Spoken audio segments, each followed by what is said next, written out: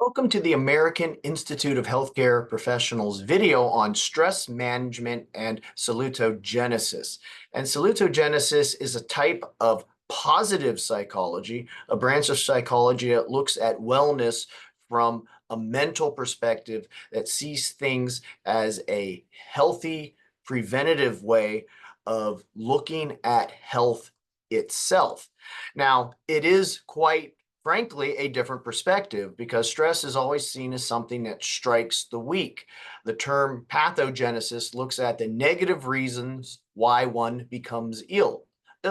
What is a person lacking in their lifestyles? Why did a particular disease or stressor break this particular person down?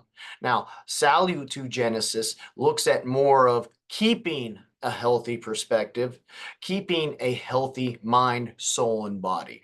It is a preventative and holistic approach to life itself and sees when these things are lacking, when stressors and disease can enter. And this was pioneered through Aaron Antonovsky. And Antonovsky very much saw the two states of health and disease not as a two-stage dichotomy, but a continuous variable on the organism or person to be able to cope and live a healthier lifestyle itself. So everything about salutogenesis looking for a way to live better, to have healthier outlooks, not just mentally, but also physically in terms of diet.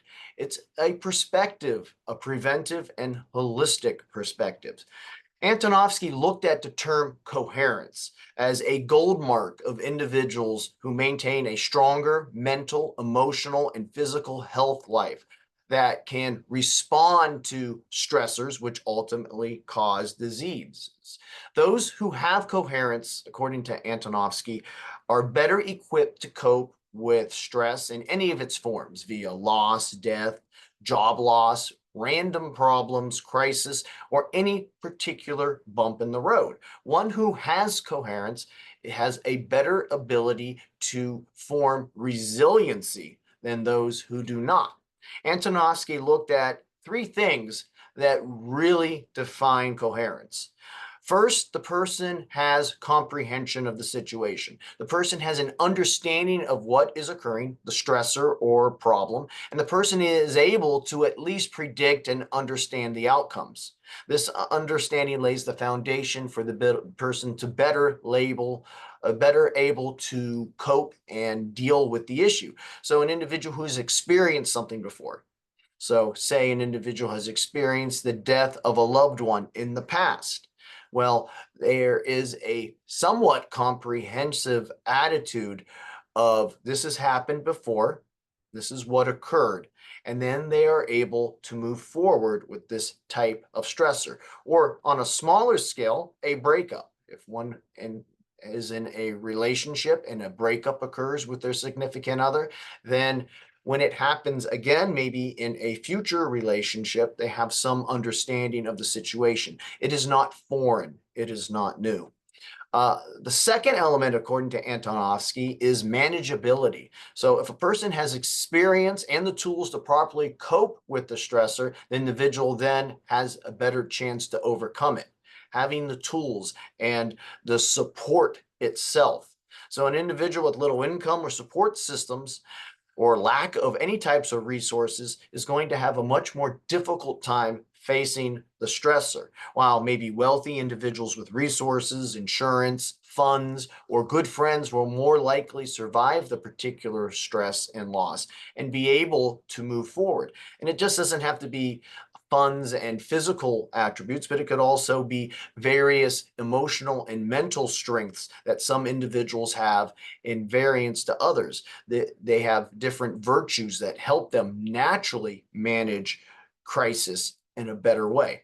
Finally, Antonovsky pointed out the importance of everything in life has to have some meaning. There has to be some sort of meaning construction. And we see that with Viktor Frankl as well. Meaning.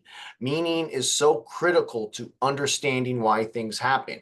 It is an anchor So whether it's a spiritual meaning or whether it is a worldview that permeates throughout the individual and gives us our signs throughout life on where to go, meaning helps an individual work through the problem. Whether things good or bad occur, there's an overall sense of understanding and purpose. So having a sense of meaning helps individuals, again, anchor oneself in loss and stress, and then find that very important orientation and purpose. So coherence is critical. This mental and emotional makeup within the individual is very important in dealing with a particular stress, according to Antonovsky. Now, again, this type of salutogenesis relies on positivity. It is a positive psychology, and that involves a holistic and healthy lifestyle. So resiliency characteristics automatically have healthy habits in diet and exercise, taking care of oneself. It has mental resiliency characteristics in terms of positive reframing abilities and meaning making. It involves having life skills and experience to deal with problems and be able to have an understanding of how to go back. It involves having mental, emotional, and spiritual peace, and that could be through meditation or a type of way to escape the stress and to enact that parasympathetic nervous system itself. It involves having self-esteem. And importantly, lastly, it involves also having some type of support for some.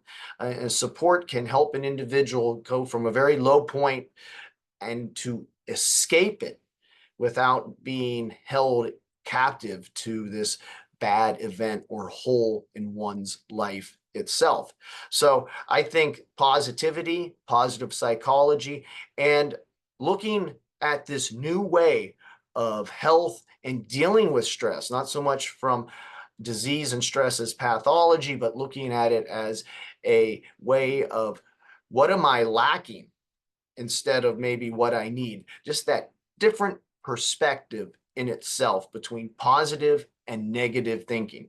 Below is our stress management consulting certification, as well as our crisis intervention certification. Our phone number is 330-652-7776, and our email is info@aihcp.org. Please like this video and subscribe to our channel for other behavioral health, or for that matter, healthcare or spiritual types of videos. So be sure to like and subscribe. In the meantime, I'd like to thank you for listening and have a good day.